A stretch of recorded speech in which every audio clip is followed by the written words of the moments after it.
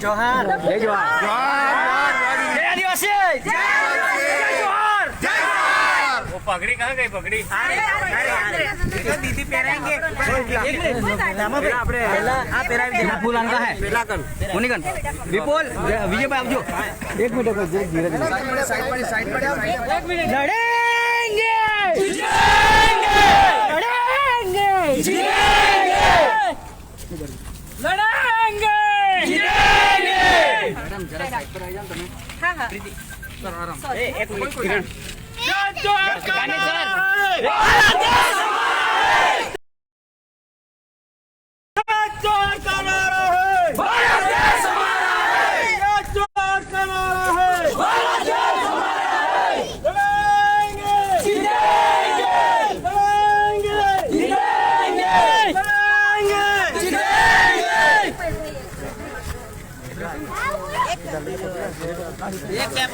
जय जय आदिवासी जय आदिवासी जय जय आदिवासी जय आदिवासी जय जय आदिवासी जय आदिवासी।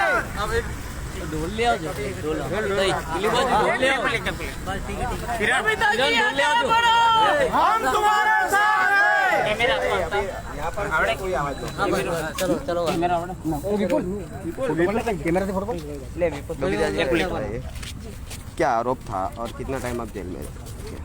मुझ पे 4 सेक्शंस लगाए गए थे जिसमें मेन था राजद्रोह का जो आरोप लगा था मतलब और उसमें मैं लगभग 1 साल तक मेरे को बाढ़ में रहने का मतलब परमिशन था जो भी और मतलब मोस्टली मेरे पे 124A का जो सेक्शंस लगे हुए थे तो माननीय न्यायपालिका ने मुझे उससे बकायदा उस पर मुझे जामीन पे आता था।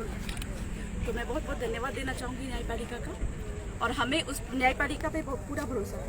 इसलिए मोस्टली मतलब 1 साल तक मुझे बिल्कुल लगा ही नहीं कि मैं जेल में हूँ और मतलब बहुत ही अपने मन को मजबूत करके मैं जेल के अंदर हूँ।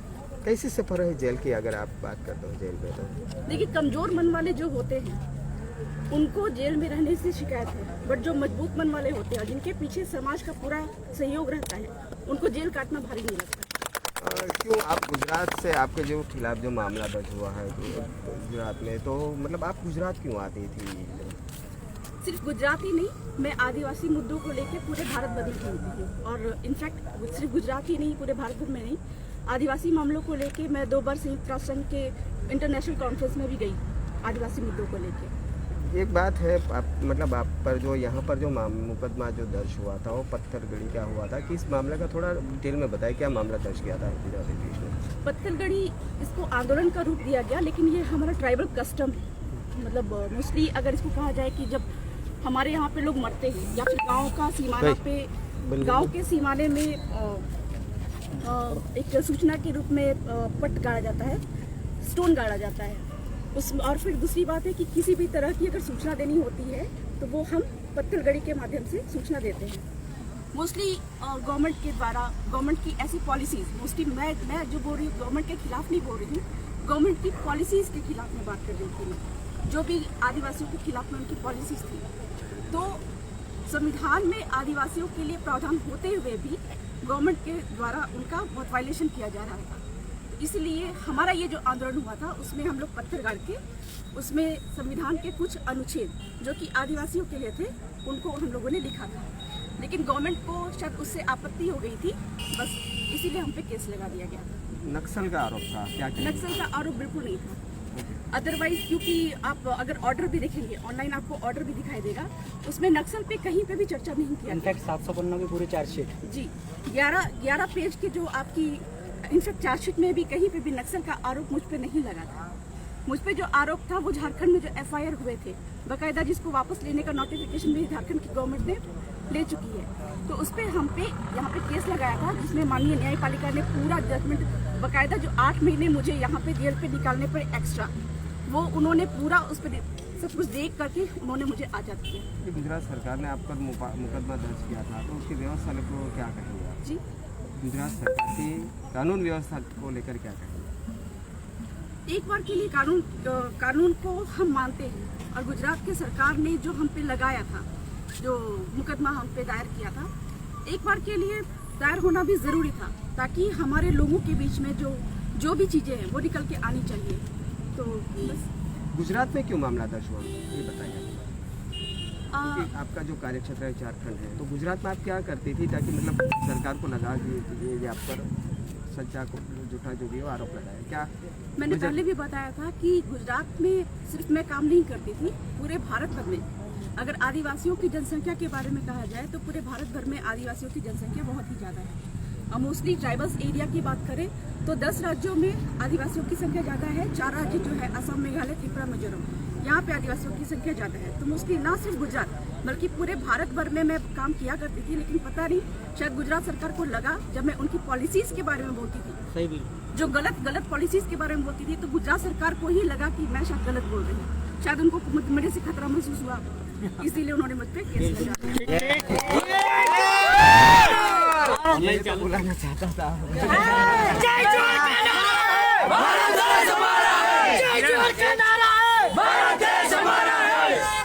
एक बार है जी, एक बार है जी। आपका भी इंटरव्यू करना पहले ये नए वाले को विपुल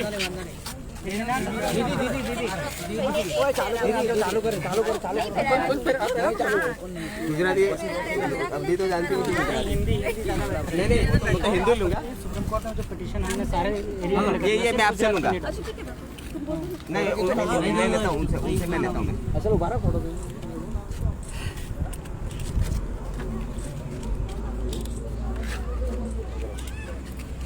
पहले तो आपको बताइए आप जेल से रिहा हुई, क्या कुछ मुकदमा था 1 साल का जो सफर थे सारा?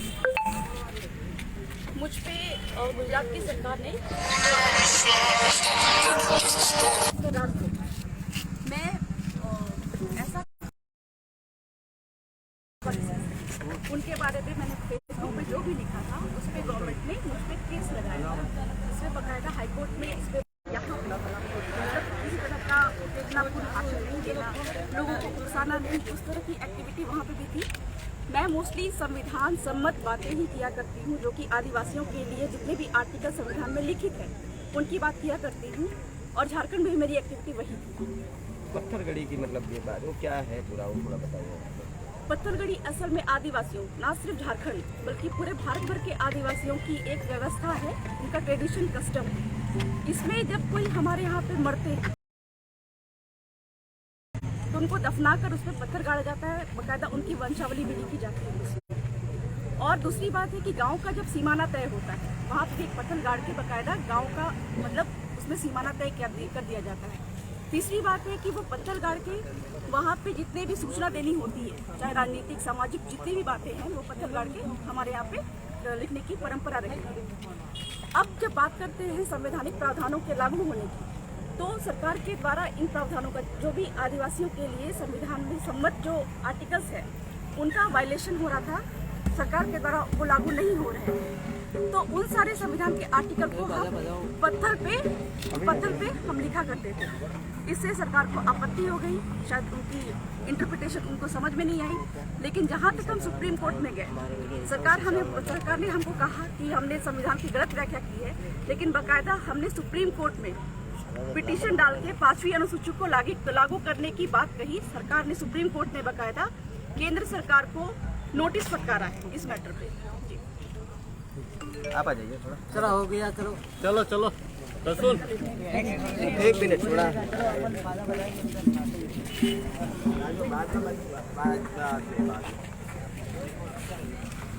आपका नाम बताइए। मैं सर डूंगरपुर राजस्थान से हूँ। बताइए आप ये जो क्या मामला दर्ज हो क्या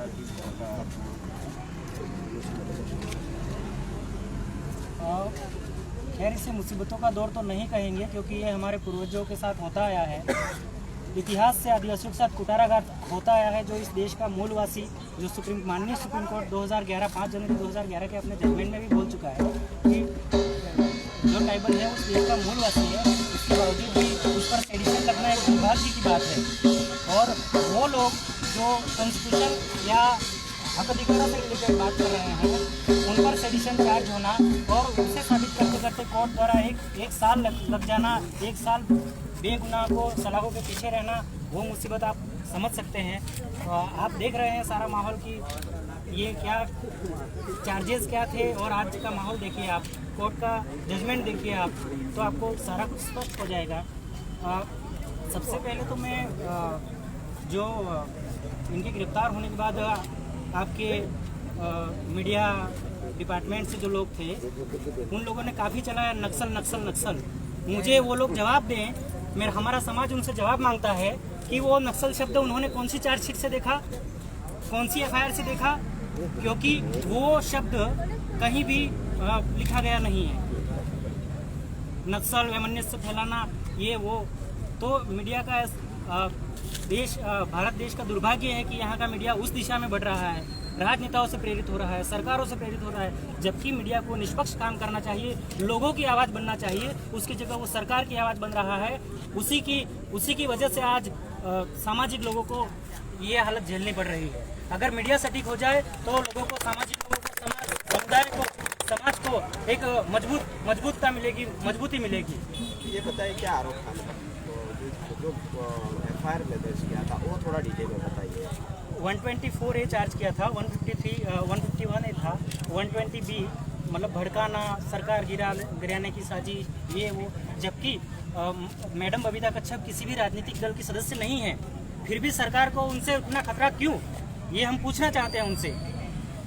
आज मतलब एक मामूली सामाजिक कार्य करने वाली जो लोगों की आवाज़ बनी हुई है, ये उनकी अंतरात्मा का सवाल नहीं है। हम लोग हमारे प्रश्न जो हैं, हमारे जो समस्याएं हैं, उसको लेकर माननीय सुप्रीम कोर्ट में 2019 में सिविल रिट पिटीशन दायर कर चुके हैं, जिसमें माननीय सुप्रीम कोर्ट ने 3 जजेस का बेंच बैठाया है और गवर्नमेंट को नोटिस दिया है। क्या गवर्नमेंट इसी चीज़ का हमसे बदला ले रही है?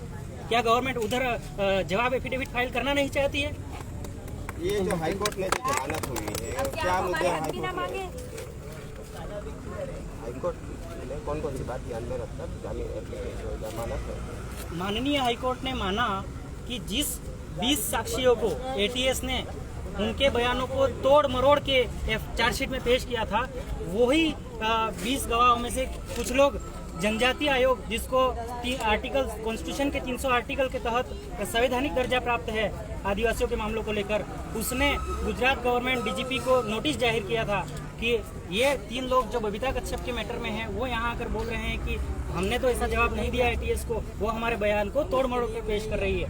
और आश्चर्य की बात तो ये है कि बयान को उस तरह से तोड़ मरोड़ा गया, वो 3 लोगों के बयानों को, इनफैक्ट 200 लोगों के बयानों को इस तरह से बताया गया कि बबीता कच्छप हमको ऐसा बताती है कि गांव में कोई अधिकारी आए तो उसे मारे पीटो। अगर ऐसा बताना होता तो बबीता कच्छप और हम सब लोग, हमारा समुदाय मिलकर सुप्रीम कोर्ट क्यों गया होता? तो माननीय ट्राइबल कमीशन जो है उसने नोटिस दिया, उसको भी धन्यवाद, उसका जिक्र भी हमारे केस में हुआ।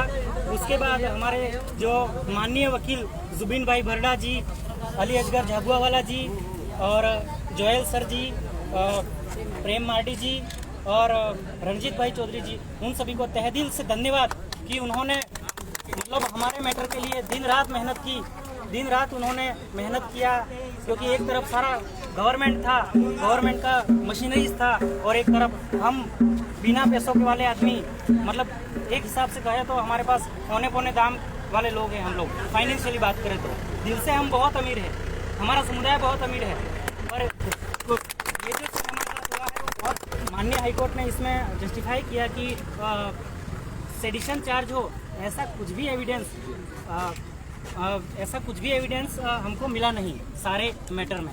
पर हमको अफसोस इस बात का है कि माननीय हाईकोर्ट को ये चीज़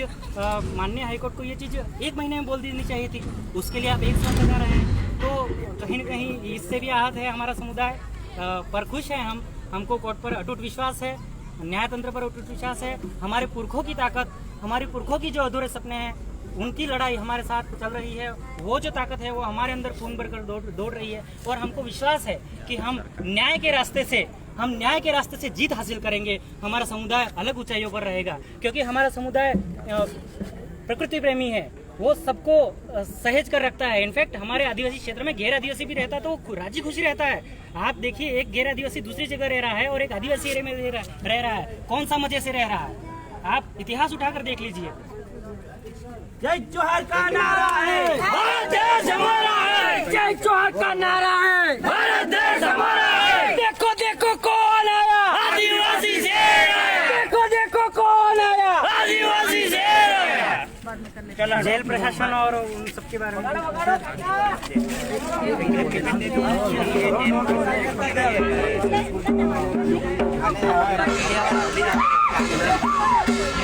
एक एक आते